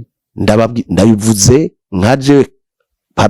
nkaje kandi ndavuze niko kuri. Umukozi w'Imana wese utazi se wiwe yamureze, anamurungika muri iryo bango, utabonye asengerwa ku mugaragaro ngo bamwe president atakira ngo uyu mukozi w'Imana, umushireho amakenga, hari ikibazo. Nta munyamuhamagaro yirera. Murakoze cyane. Wabandanije uvuga ikintu cyo kuregwa, natwe tubazi nk'abungere, kandi muhagara ku bicaniro bitandukanye. Bega namwe byaraboroheye umuhamagaro wanyu wo gukorera Imana? Byari byoroshe? Ni byari byoroshe. Twebwe twakuriye d'abord jewe sinagize amahirwe yo kuba hafi y'umuvyeyi wanje à l'époque yarandeze, ariko Imana n'umukozi w'umuhanga mu kudutahuza ibintu. Twe twari mu ishengero rinini ririmo abantu benshi. Ubunye niho ndabitahura, maze kuba pastori niho ndabitahura. Pastori wacu yaratugirisha amaseminaire ugwaruka, ariko n'ukuri ntitwigeze turonka amahirwe bimwe umwana agenda gufyina imbere y'umuvyeyi ngo azamubwira ikintu cyose ati mfise umuhamagano mfise iki. N'ukuri twari dufise umushumba afise ama responsabilité menshi, atwaye abapastori benshi, atwaye ibikorwa bikomeye vy'iterambere ku buryo vyari bigoye ntitwaronsa akaryo kuko aturera ngo adutegure. Mugabo abana bose baciye ku birenge vyiwe babaye abakozi b'Imana, bashoboye gutegurirwa kure, yaraduteguriye kuri podium. Nico bituma natanguye ndakubwira nti ndamushimira cyane kuko ndafise ibintu ngendera ku uyu munsi mu gikorwa vyabaye ivy'umumaro cyane kugeza uyu munsi vyubatse igikorwa ca data. Yaranyigishije ikintu kijanye no kwizera, kumenya yuko utizera adashobora guhimbara Imana. Ubu rugendo turimwo rufatanye no kwizera. Shaka usenge, usiture imisozi, shaka ube birdoza mu gusenga, shaka urondera Imana mu misozi, shaka Bibiliya uyifungura incuro 10, udafitiye ukwizera ivyo uri kurakora byose n'ubusa. Yaranyigishije ikintu cyo kwizera mu buryo bukomeye. Jende umuntu nizera cyane. Kabiri, yarambivyemo ikintu ca excellence. Ubuzima kumva yuko bishoboka. Nubwo uri kazoviyo, nubwo uri mutokambari, ukavyumva ati marge yuko mfise pasembi, twarabakene, iwacu turabakene, birashoboka muri Kristo Yesu ko umuntu yova mu ikintu. Ndabikesha Pastor Edmo Kivuye. Ica gatatu gikomeye yambivyemo kandi ari kure, yarambivyemo ikintu cyo kutayayata. N'umushumba n'umupastori ari strict, yaraturera warabona ko mwishengera ata bintu vya desordre. Yarambivyemo ibintu by'akajagari, umuntu wese apfa kuvuga ivyo ashaka, abantu banihango induru ubu bwanuze. Yaba yavuze ati mwemu w'umuntu aganzwa na nyeneho. Uravyumva? Yaranyigishije ikintu cy'urutonde, ordre mu nzu y'Imana, discipline mu nzu y'Imana. Nabikomoye kuri we. Uri kuravyumva? Ngira ndakubwire ko ivyo bintu bitatu biri mu vyatumye nkomera, ndegwa, ariko reca ngira amahirwe mama wanje ari we mabukwe, niwe yaciye aturera kuko twarugwaruka rugerenga 200. Yarafise seriri gicaniro, niwe nitaye yuko yagiye aratutura utuntu tumwe mama akambwira ati bimwe ufise umuhamagara ko tutuntu tureke, mpejeje kwigisha nkagenda imbere yiwe kuko ivyo ntitwabironka aho koro nk'umuvyeyi ugenda kubwira ngo akura kuko ntitwanahigisha. Mu nyumba nyene baratangiye kumenya, maze gutangura kumenyekana ko mfise ikibitsanyo, natangiye kuza ndakora amasamedi, twari dufise igikona cyo gwaruka. Barampereza igicaniro cy'amasengesho y'amave ya vendredi. Ugwaruka vraiment twararufashije muri vivante gose, tugakora ntaco batakoze. Imana ari ikeneye ko bokora muri ico gihe, kandi Imana ari yamaze kubona ko namaze kuronka umuvyeyi amba hafi, mpanura akambwira ati genza uku, kora uku, ibi bikorwa gutya, twara ibintu gutya. Niwe nitwa tarero yuko ari umuvyeyi w'imwemu yashoye kumba hafi, arantuturira. Hama Papa Edmo Kivuye aba umuvyeyi wo kuntegura, kumenya yuko urugendo atari guftina, ari gusenga, ari kwizera, no kwikira ibintu byo gusoma ijambo ry'Imana, kumenya kwisengera, kwifatira izamu. Nukuri ntaca atakoze. Unashima rero, hageze igihe ntumva ko mama yandeze, muga hageze igihe cyuko ibango ryanje rija kumugaragara, kuko je natanguye ishengero 2015. Mugabe inyuma yaho nari nabaye assistant kuva 2013, nari assistant wundi mu pastor. 2015 niho natanguye icimana yambwiye ko naho nyene iri shengero tuyoboye uyu munsi yari yararimbwiye ko kuva 2006, kuko jewe nakirijwe 2003. Uravyumva? 2006 barambwiye iki gikorwa cha Spiritual Gravity Center. Ambwira izina ntazi Congereza. Ntavyo nzi, mbona bijyanditse ahantu, ndabibona mwiyerekwa, ndabikoporora. Uri kuravyumva? Bigenda rero gusohora 2015. Niho natanguye 2015 turakora, urumva sindaba ordonné, nitwa pastor ariko ataraba ordonné. 2015, 2016, kuko je bakeneye kunsengera kuba umupastor kuva 2012. Ndabwira nti Jesse shobora gusengerwa kuba umushumba ntafise umugore. Shobora guhabwa amabanga je ndi umusore. aho hose warukira umusore nari umusore nagize mariage 2014 navuga nti mumanze murore ndongo sishobora kuja mwibango sero nuko soma bibiliya ubu vyarayangaye umuntu ibintu vyose bibasikiye baravyoroheje so ubona umupasiteri w'umujene ahezagira mariage atamugora afise atamwana afise atari karanarota no kurongora kwazubona hari abantu bambaye urushungi n'ikoti nkanje ngo bagiye ngo umusore ngo nikwera ngo afise ibango sivyo akwiye kuba ari umuntu azezwe igikorwa c'Imana akwiye kuba ari umugabo afise umugore umwe n'abana kandi azi kuganza urugo rwiwe kuko umuntu adashobora kuganza urugo rwiwe ntashobora kuganza ishengero ivyo rero barafise ukuntu turiko tugenda dutitura tworosha iki kintu rero c'umuhamagara ngeze igihe cyo gusengerwa Mpwemu Yera yarantegetse kandi ntabwo twaye twavanye neza na Pastor Ed mu Kivuye kandi n'ukuri nta caje namukoreye mbese nawe nta caya nkoreye kuko je kwabaye gutegekwa n'ijuru yuko ngenda gukora igikorwa ntiyagutahura we ntiyantahura ico kintu rero cyo kuba yarashoboye kubabara kubera jewe kuko yaravuze ati ndababaye kubona ndakwankiye ntunyemerere jewe uwo mwanya sinavyumva nabona umenga arandengaje ko naragiye kumusezera ndamubwira nti muvyeyi wanje ndekura n'ukuri jewe nzokubera karorero nzokubera umwana ariko aranka vrema aravyanga tigumaha singende kugenda gukorana n'ujya mugabo ndabirengako kandi Imana sindabirogreta Imana ari bikeneye ko ngenda mugabo igihe carageze mu ndwi ya ordination mfise abashitsi 27 bavuye muri Kenya baje ngomba gusengwa kwa pastor nabaze kuvugana na pastor Papa François n'uwitwa Mutokambari Pasteur Mutokambari wabona ko bajyana n'abagabo barinze intahe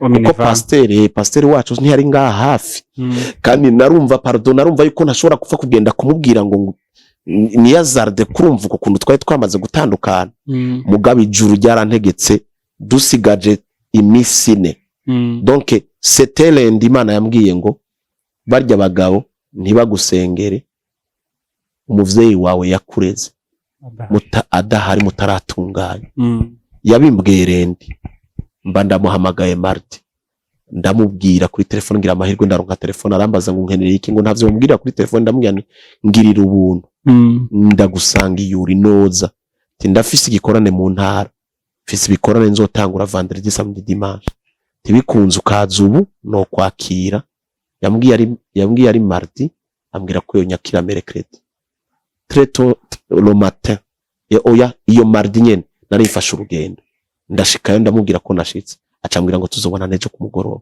catugenda ahantu kwicara nari ntwawe n'ikigaba Alan nari ngiye gutunganya nari ngiye kuraba umuvyeyi yashoye kumbibamo ikintu gikomeye ndatunganya nawe ari Mpwemu Yera anyobrije ku nguvu gendera beso wawe uracumva ico kintu ngene gikomeye abantu rendi bakwiye kugikinisha ahubwo jewe ndakunda guhanura iyo ndiko ndigisha ngirisha seminari z'abakozi b'Imana naba ndababwira nti umukozi w'Imana wese afise ico yapfuye nuwo yigeze kwita papa peu importe nimba ari papa yagukoreye amakosa subirayo ivyo Imana ntavyiraba Imana irubaha l'onction pionnier irubaha bakuru bacu abavyeyi batureze nk'umuntu wo wigeze kwita papa hama mugatandukana gutya atakurekuye cyangwa ukagenda ukamwandagaza ukavuga ivyo uvuga igikorwa cyawe ntikizokomera subira inyuma ugende koza inzira niko bimeze nkuko ariko radushingira inahe yuko urugendo rwawe rwo gukorera Imana yo kuba umwungere bitari byoroshe hari abandi urundi gwaruka cyangwa undi mukozi w'Imana nawe ariko aradukurikirana yego ashobora kuba afise umuhamagaro mugabo abavyeyi biwe bo mu Mpwemu nabo batavyemera nizemanuro umutekerera ntibavyemera kubera iki aho hacasaba impano isobanura kuko hari abavyeyi bashobora kuraba bakavuga ati ari gomba kwihuta hataragera mugaro n'abandi bavyeyi ubona ko batabishaka nyene atarabarezi abo batarabarezi no gusenga Imana ikakuyobora ikaguha abavyeyi bazima uriko uravyumva kabasezera mu mahoro ukahava ukagenda kuraba abo ushobora gutahura umuhamagaro wawe. Mugabo hari n'abandi akubwira ati ntiharagera. Reka kuvuga ngo je ngo numva umuriro kuranya kamwo, ugasanga harimo ubusoresore, harimo ibishobisho. Hari igihe umuvyeyi akubwira ati rorera kubera abona imbere. Uravyumvaga mukozi w'Imana, umuvyeyi arabona imbere akavuga ati oya agomba kwihuta. Uriko uravyumva. Nico rero umva bivana n'inyifato, bivana n'ukuntu wateguwe kugira ngo umuvyeyi ashobore gufa kukurekura. Mugabo hariho n'abandi atarabarezi, ahubwo bagucinyiza bumvise ufise ikintu. Nk'ubunye hari abapasiteri usanga bataryoherwa iyo babonye bafise umwana w'umunyamavuta baca bamwicarika. Jewe umupasiteri nk'uje nibaza ko abafise ikibazo gikomeye cyane atahamagawe n'Imana, kuko fierté y'umuvyeyi no kubona umwana akora ibintu neza. Jewe umunezero wanje, jewe abavuga butumwa bose baravuga ubutumwa iwanje, ndabaha kenshi, nibaza ko mwama mubibona. Ndabahereza abo Imana imaze kumbwira ko bafise ikibitsanyo, ndabaha kwa Mungu, ndabaha kwa kane, ndabaha. Simvuga ngo hari imisi ndabapanga, kuko amakosa ndayakosora bari ku kivi. Ndababonera ku kivi, nariko ndaraba ingene bakora, sishobora kumenya ingenda bakosora. No ukosora umuntu yama yicara inyuma yawe adakora. None umaze kwemera muhamagaro wiwe ukamwita umuvuga butumwa, umurungika kuvuga ubutumwa. Iyo bansavye rekomandasi ko babatumiye, ndababwira nti genda kwigisha, genda muvuge ko ari genda barungitse. Naho nyene sinda barekure ngo ndababwira ngo bagende kuvuga hanze, no mu rugo ifoko bakora kugira ndabo observe ndabarabe. Uriko uravyumva. Rimwe baravuga ndi harya, irindi barashobora kuvuga nahavuye, kugira ngo nkabarabira kuri telefone nkavuga neka ndabe iyo mpari ngene avuga, reka ndamurabe nta iyo ntahari naho ingene yifata, kuko ndiko ndabategura. Donc umupasiteri agirira jalousie uwo yita umwana wiwe ntihamagawe n'Imana. Yarakwiye kunezererwa kubona yuko afise umwana. Je nama nabasenge ndababwira nti muze mugira amavuta apana nkayanje gusa, mundepase. Niyo fierté yanje. Uriko uravuga ibyo nyene, hari uriko aradukurikirana aca yibaza mbega umukozi w'Imana yahamagawe by'ukuri umuntu yo mumenya gute? Kristo yabivuze mu buryo bworoheje ariko bukomeye. Uzamenyera ko vyo ba. Urabona reputation ga Alan cyangwa témoignage cyose ni bimwe. Ni ikintu gikomeye cyane. Excuse. Ikintu cha reputation ni ikintu gikomeye cyane. Ingeso, inyifato. Bibiri ivuga ngo kuja imbere kwawe, niko Paulo yabwiye Timote, kubonekera abantu bose. Lazima uwe mtumishi wa Mungu mwenye uko na témoignage. Ukivuga ibyo nyene hari ikintu wavuze cyo kuregwa. Tugisubire ko gatoya. Wavuze ibyo kuregwa ko udashobora kuba umukozi w'Imana utararezwe mwibango. Mugabo hari igihe uhura n'umukozi w'Imana cyangwa ukawumva umukozi w'Imana ko ati jewe narahamagawe, nta bindi birabara, nta muvyeyi bikenewe, jeje nyene muvyeyi wanje ni Holy Spirit, muvyeyi wanje ni Bibiliya. Bobo babarira gute? Fiti agahinda abavyemera cyane cyane mu barezi. Nimba yo fata mikro kayibabwira ati je mwe yararampagije, ati nta muvyeyi nkene, hama abakristo bagakomeza kuba ngaho.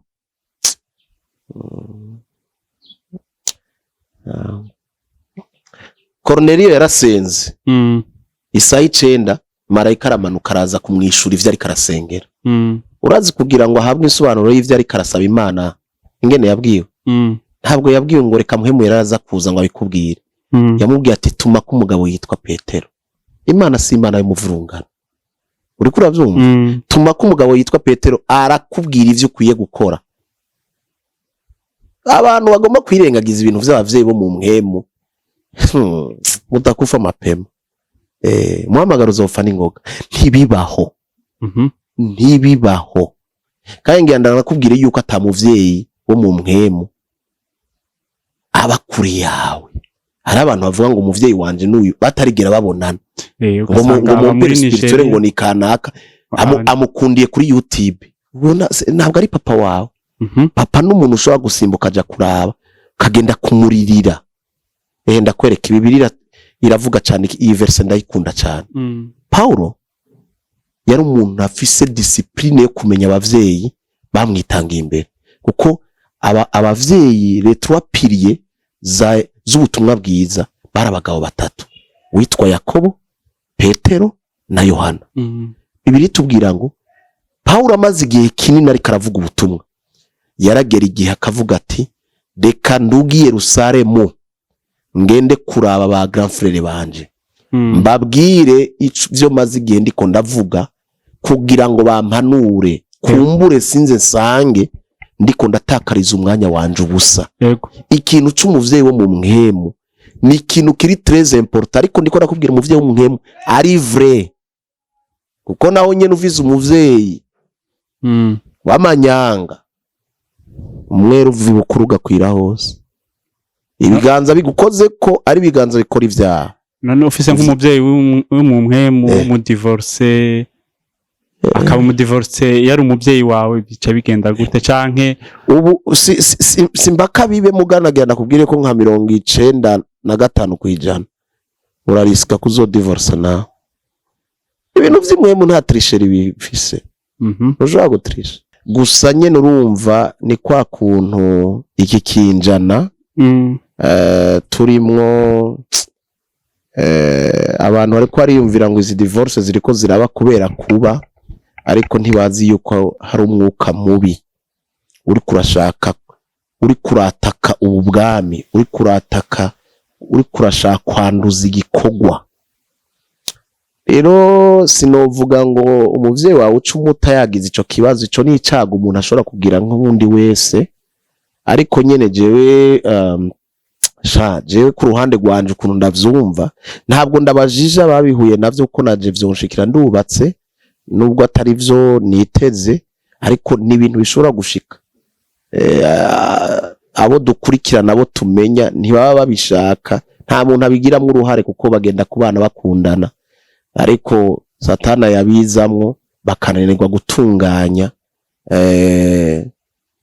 ngo babitunganye. Je mba numva umenga turi abakozi b'Imana umuto neza kangangana tuwanapigana nabyo mpaka hagwana navyo akarondera muga gusare n'abandi bacavuga ati c'est fini mugabo nabo barafise igituma asigaye hari ikintu hagati y'umugore n'umugabo kibi kiremereye usanga hari gukomeretsanya ku rwego ruri hejuru.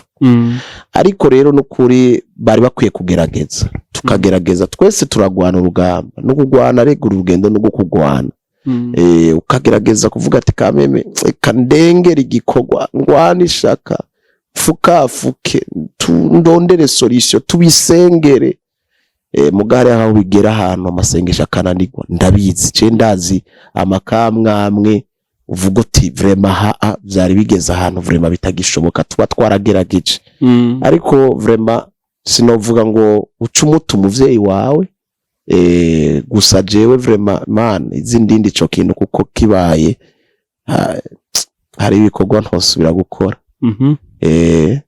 Nico no bivuga nk'ibihe bikorwa wowe wibaza yuko nk'umuntu divorce journaliste gwe burabana beza kwe urumva nakanenge nakanenge je nk'ubu nk'ikintu cyo guhezagira mu mariage noca ndagifatira konje go vraiment numva umenga noca nza ndahereza uwo dukorana akaba ari wazihezagira kwigisha ingo urandigisha iki ugwanje gwananiye ga Alan ndigisha iki mbombo ndashobora kuvuga sinoburi mbitwaye muri Bibiliya no kwigisha mugabo burya haba hakenewe yuko umuntu ahagarara akavuga ikintu nawe nakibayemo niho bigira impact.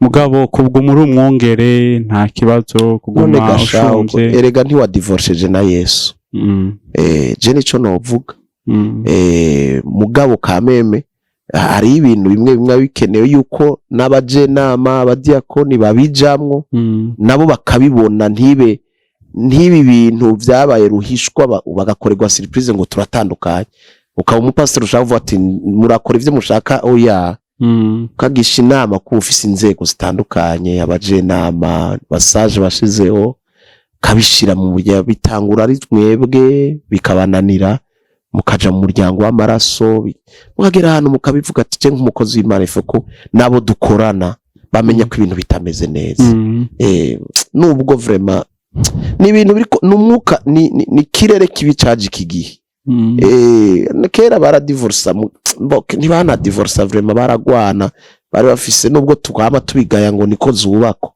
abavyeyi bacu baragerageje suko vyari bimeze neza mugabo baragerageje kabigifaso nariko abubu ni mafu abantu bavuge baranuma kameme aho karanga uwo muco wo kuvuga ati aca ni pigane ni tafute solution ntibakigwana barondera solution ubagwana bashaka divorce sivyo rero yego tubandanyije ku kiyago cacu hari urundi rwaruka ruko radukurikirana rwahamagawe ejo kumva yabaye profete canke apotre mugabo nkuko twariko turavuga cya kindi cyo kuregwa utazi wamureze ugasanga n'urwaruka ruri mu Burundi n'umukozi w'Imana namwe mu abungere mbega niki nizemanuro mwobatekerera mbega n'ubuhe butumwa mwobabarira naho ijambere haruguru mwari mwagerageje kubivuga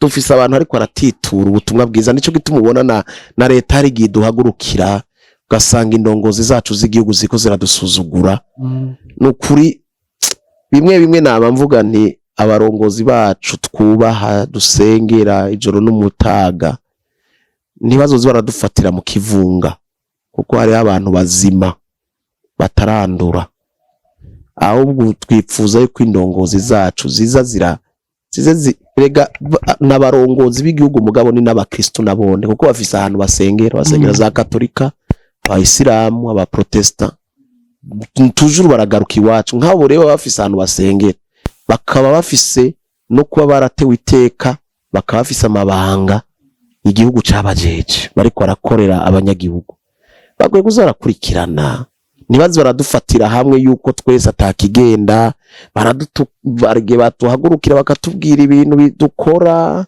ivyo bintu vyo gusanga tuvuga amafaranga biki niba bikurikirana si bose hari tora amafaranga amashikanwa atanga afasha abantu twigisha abanyeshuri bana batishoboye turafise abana twigisha turafise imfuvyi dufasha ku mwaka turafise ibigo tugendera kubafasha harabo tugurira impuzu jewe mfise twaruguruje sikirisare ruguru tubashirirayo ibintu vy'amazi tubashirirayo ibiki kandi erega se abantu bose bakora ibikorwa vyiza baca bazana amakamera simvuze ko abikamera bagira nabi ariko hari ibindi dukora tukumva mwe muyera natwemere ko turinda kuzana amakamera ngo twafashije abantu mugabo uburyo bwacu nko kwijambo ry'Imana rivuga ngo idini nyakuri nirifasha imfuvyi n'abapfakazi n'abantu aho nikora hari ababikora hari abantu batarya amahera batayiba uriko uracumva ni bazi bararaba rero abantu batunyengeteramwo bakanduza amazina yacu bakanduza abantu bagihagaze neza amakuru ico kintu c'amatitre gisigaye kizimbutse ni bei ya nyanya vrema ni asubuhi tu mutanamuka na kuambia mimi ni profeta nize manuru mwabate manuru ngo bace babireka mutumishi yaza ko bace babireka na manuru nta bihari gusa bazamenyera kuvyo bama ikibazo no kubera benshi bahakomerekera abantu barezwe nande nobwira abakristo je impanuro tanga nuko abarokore mugira ubwenge mureke kuba intama butama kw'intama niyo batwara ibonye mwiguye mu kinogo itibwiriza bivuga ngo reka je nsubira inyuma nayo niragenda igakorokerayo umva nimumenye yuko mutakira intama Yesu yarashitse ku musaraba araduhindura yaje ari kagomba kwigura intama muga amaze kuzigura aduhindura abana Bibiliya avuga ngo si nk'ibita bagurano ariko ndabita abakunzi. Umwana arashobora kwinjira mu nzu kwa se we ari kumugurana, ntashobora nta access yo gupfa kwinjira ahantu ari hose. Ivo yuko rero abakristo bamenya ko bamaze kuba abantu mu rugo kwa data, baca ubwenge, bagira ubwenge. Bibiri ivuga ngo ni mwabura ubwenge nzobata. Abana kugenda bukoko bakumanipira, bakinisha, wewe haguruka, wewe mbonye ubu tibonye iki. Iyo mana jewe sindayizera ishobora gufata umwanya w'isama amasabiri ivuga impuzu itukura ikavuga sous-vêtement ikavuga soutien. Vrai iyo mikino vraiment imana yacu irateye ubwoba. Imana yacu ni imana y'igitinyiro. Bibiri ivuga ngo nimugapfe kumvuga mu vy'ubusabusa. Niko imana yabwiye Mose. Nibabwira abantu nibakazi bavuga izina ryanje mu burofa bwose, bamvuga mu by'ubusabusa, ubunya abantu barubahuka. Bakoze imana akinamwo comedy, bagakina comedy, bagakinisha imana, bakayivuga mu busabusa, mu bintu bitagira umutwe n'amaguru. Bamenye ko imana yacu ari igitinyiro. Donc rero imana Jesse nizera ko imana ishobora umuntu yarakwiye kuba ari hejuru ya papa, nubwo atawundi turumva ari hejuru ya papa. Mu bantu bubashwa no musizo, umuntu ashobora kubwira abantu 10 mu mwanya umwe ati imana imbwiye uwo muntu afise privilege imeze gute? Ubwo buntu kutwe tuburondera tukabubura. Imana ivuga mu mwanya wayo. Ibi byose ubona bakinisha ngo zana ibimuga, ngo zana ngo abanyunyutse, ngo bijya byose jewe sindavyizera kujya babikora. Mu bisanzwe reka ndakubwira ntange ku muco, kuko yo je mvuze ndatanga umuco. Sivyo none? Reka ntanga umuco. Urabonaga ibitangaza. Mu bisanzwe ibitangaza ntivyari bikwiye gukorerwa mu ishengero. Ikintu bacumve neza abazokurikira ikiganiro. Ibitangaza ntibikenewe mu ishengero. Ibitangaza ugiye kuraba l'objectif ya Kristo mu gukora ibitangaza ari hano musi y'izuba, yakora miracle kugira ngo abashe kwatira umati w'abatu, abantu, ubwinshi bw'abantu.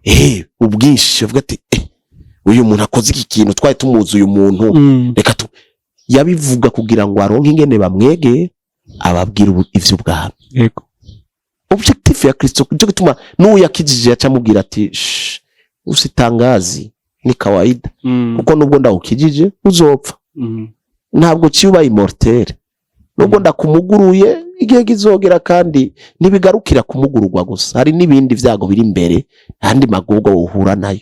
Urukura vyumva objectif ya data rero mu bisanzwe bitangaza. Jewe abanye bakora ama crusade zo ku ma stade, hajya jewe imana iri kiropera igakora ama miracle menshi, ndabishima.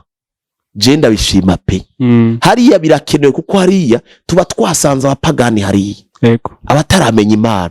Hari umupagani rero udashobora kubwira ngo Yohana, ngo mubwire Petero, ngo mubwire ngo Danieli, urukura mu bwisha mwereka ibintu bikoreka nga ibitangaza imana irakora. Ibitangaza rero vyari bikenewe mu mastade. Bitangaza sivyo guhamagarira abakristo mu mwishengero utera abantu ubwoba ngo banzanire, bakukuzanira ukora iki, ngo uzana ngo terura, ngo abandi bavuga ngo terura, ngo mukure, ngo muzana abamugaye. Ibintu biri very simple, biri easy, na urinda ugorera abantu gusa ugenda guterura abantu. Ikindi ko ndabwira pastor bagenzi bantu usanga bafise aho gaguma basange mu bitaro, niho ugenda ukavyura abantu. Preseja urariha mu kwinjira yo mu bitaro. Nitwa twagiye kuvuga yo gutuma tubashira ivyo gufungura, nabasange yabavyure. Biroroshe. Nta bagendana ubumuga baraho mwibarabara, nahagarare nimba ari mu muduga aveyo amuhagurutse uwo muntu yigindira amahoro, kuko arakeneye guta. Urinda ubabwira bamusengeye tibaterura bazana kubera iki? Dukeneye kumuguruka mu mitima. Abantu bave mu rwango, abantu bavemwe amacakubiri, abantu baze umwana w'umuntu azagaruka asanga ukwizera kugihari, kuko niyo makenga yaduganye mu ijuru. Yaravuze ati mbega ninagaruka zosanga abantu bakicizera.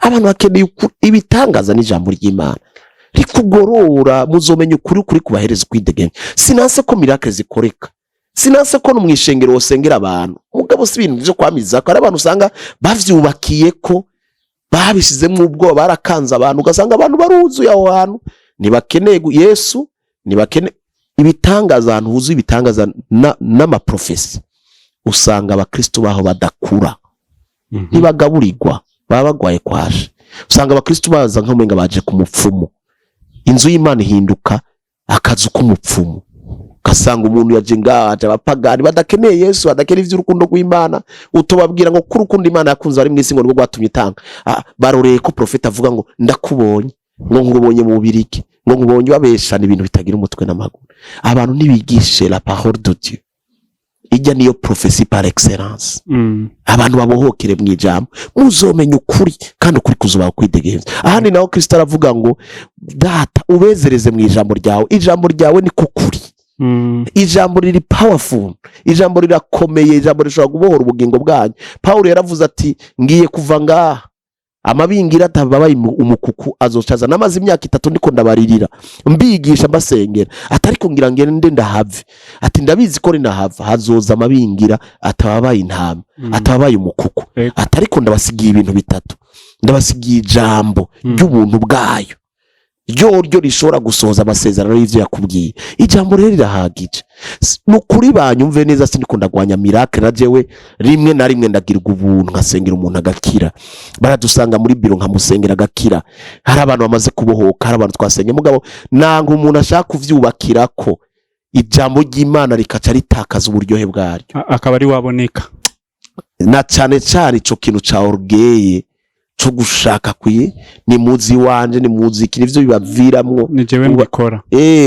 umva uraza abantu bariko arahakomerekera urumva rero je nibaza ko le miracle zari zikenewe ahantu hari abapagani genda ahantu huzuye abantu batubaha Imana koreshwa bikomeye kugira abantu babe atire bahazi bakura ubabwira ubutumwa bwiza objectif ibe iyo ubutumwa bwiza kuko na Kristo ni ico cyamugenza kuko Kristo arashobora guciye riko agakiza barutima wenyene yarashobora guca ku kidengeri Betesida agakiza umuntu umwe kandi abandi barunze ngaha donc l'objectif c'est miracle oya ijambo sobanura ijambo zosanga abantu baba mu bitangaza ntibasobanura ijambo ntibaryigisha neza abantu ntibakura usanga ishengero ryuzuyemo ivyaha bavangirwa abakozi Imana bakora ivyaha abadiyakoni bakora ivyaha kubera iki nta rufatiro rukomeye nta fungurwa z'amagufa fungurwa z'ivyo kurya vyumye bahabwa bama mu mikate baba mu maspaghetti bama mu bintu biri hejuru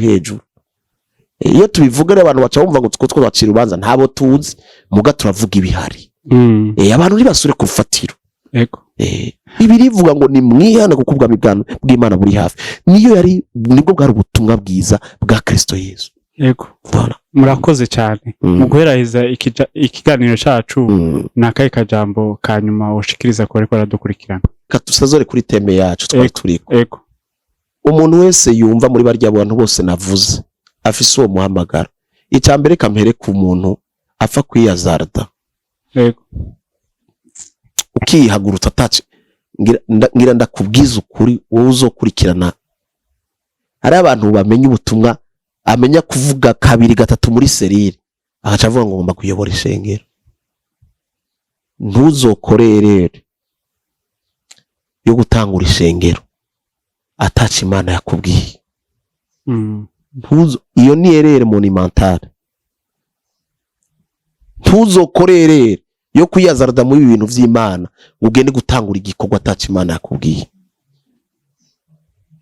igihe bagomba kwica Petero na Yohana inyuma y'izuka rya Yesu akaduga mu ijuru batanguye igikorwa ca réveil barabafashe Petero na Yohana umugabo yitwa Gamaliel yari afite ishuri rikomeye cyane rya theology arababwira abo bantu ati manza mu bakinjure gato mu mashuri arico ndababwira arababwira ati abo bantu mugomba kubicira iki tingira ndabahanure jewe twarabanye imyaka myinshi turazinanye arabibutsa abagabo babiri abibutsa witwa Yuda na Teyuda arababwira ati murinda mubakubitira iki mubicira iki nimwibuka Yuda ingene yaje ateye ubwoba akoreshwa ibintu bikomeye avuga ngo Imana yamuhamagaye abantu bakasidukana niyo nka bakamukurikira mu gihe gitoye ntiyarapfuye ishengero ntiyari ryugaye ati ntimwibuka ateye Yuda nawe ntiyajye mu buryo bwa Yuda nawe avuga ko ari umukozi w'Imana w'umuprofete w'Imana mu mwanya muto akabarazimanganya.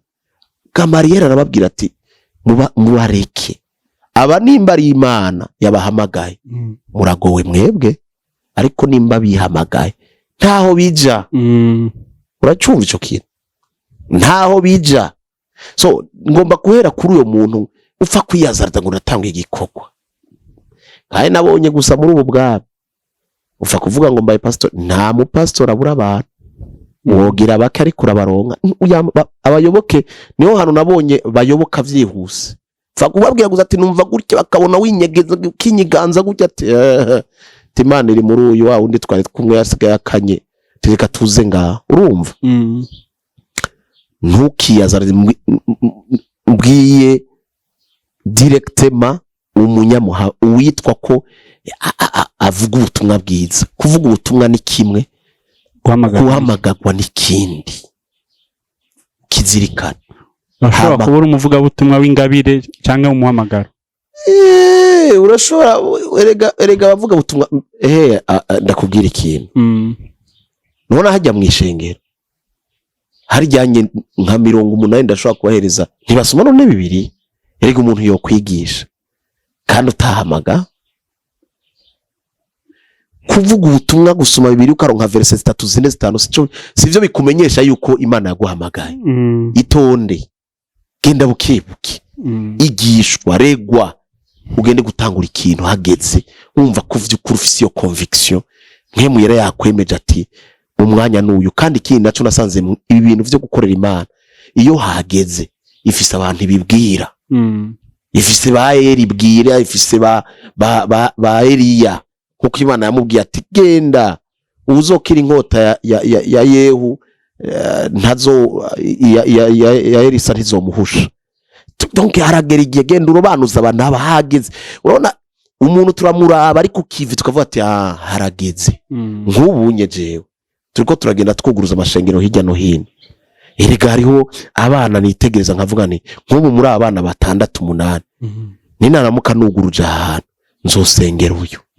Uyu yarashitse ni muzima hageze ndavyumva ko vy'ukuri uyunye yarankurikiranya ararawe ingene ibintu bikogwa. Niyo Suwa atava inyuma ya Mose, aguma araba ingene Mose yopera akora imirimo ayobora ibintu. Imana ikagira hano ikavuga ati Yosuwa ni wafise umutima wawe abari wuzana. Ifo ko abantu bashingira naho umuhamagaro wawe, pana kuvyuka tutakuzi ngo ndayoboye, pana gukubitira mu Bugande kwiga ibiharuro, kwiga shimi, wagaruka ati ndi profete ati yo mvuye ibintu vyakoretse birakomeye. Uvuye he? Abose babakanga ngo dukubitiye ahantu bagaruka gutya ngo tegura ngo ntimusibe ngo ibintu ngo amavuta ngo nje nzanye. Uyakuye uyakuye he ko twasizwe na mwemu ayo yanduvuye kuyayora he? Donc no kwitonda nimba Imana naho yaraguhamagaye no kuri gihe kizogera iguhishuri. Ariko mureke gupfa kuvyitama ibintu vy'Imana biragoye biranaruhisha iyo bigiyemo ataco wabibwiweko. Imana bahezagire. Turabashimiye pastor ku mwanya mwaduhaye ku kiyago. Ndizera yuko abakurikiye Burundi Gospel TV muri kino kiganiro hari byinshi batahuye, hari byinshi baronse. Turabashimiye ku kanya mwaduhaye. Urakoze cyane mukozi Imana ale. Turabashimiye natwe twizereye yuko kiganiro kizogira umuntu umwe canke babiri kizofasha. Imana ikomeze kubagura. Merci. Turashimiye namwe bakunzi ba Burundi Gospel TV mwakurikiye kino kiganiro, naho ubutaha mu bindi biganiro. Shalom shalom, bye bye.